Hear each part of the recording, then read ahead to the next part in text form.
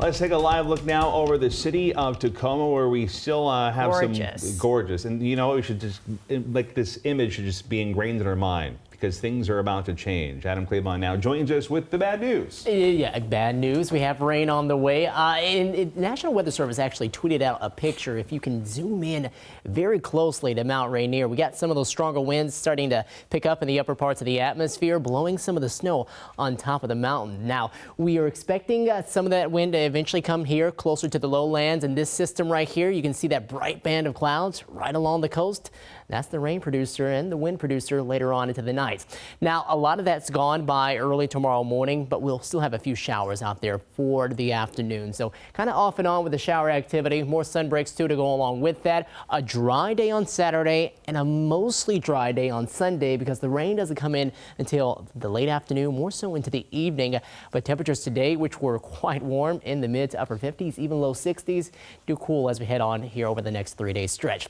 We're at 53 right now. Those skies, they are clear, but we are starting to see some of those additional clouds moving in with our disturbance. We're at 56 in Renton, holding on to the 50s there, while seeing more 40s around Tacoma and Olympia. Sitting at 52 right now in Forks.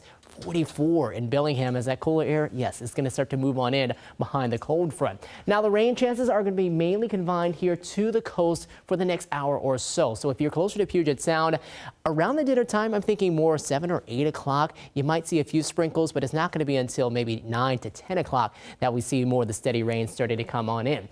Once this pushes on by, we quickly start to turn off a lot of the steady rain. And so by tomorrow morning, if you're heading out for work, you're not going to notice a lot of it at all. Here we are at 8 o'clock. We start to see some of those showers moving over the Olympic Peninsula, over the Kitsap Peninsula and parts of Puget Sound.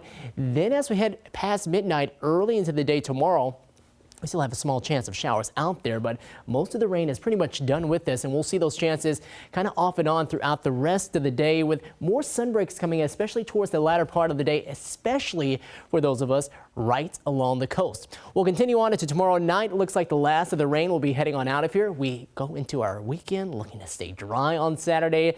A few sun breaks ahead, but it looks like more clouds towards the latter part of the day. And then we go into Sunday. We start to see some of those clouds returning, and the rain too won't be too far off, but it is going to take its time to move in from the north to the south. And this system going to be bringing in a much cooler air mass as we head into the start of next work week. You're going to see that here in this 7-day forecast. But as far as the snow totals with this next system, not expecting it to be a big. As you go farther north, yeah, Mount Baker up to around a foot, but areas here closer to the passes, 1 inch to 2, maybe 3 is probably the best that we're going to be able to muster. So passing or driving across the passes should be fairly okay.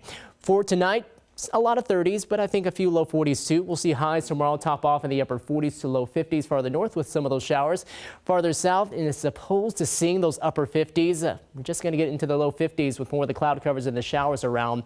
We'll top off in the low 50s in Puyallup, Enumclaw up to 48 degrees.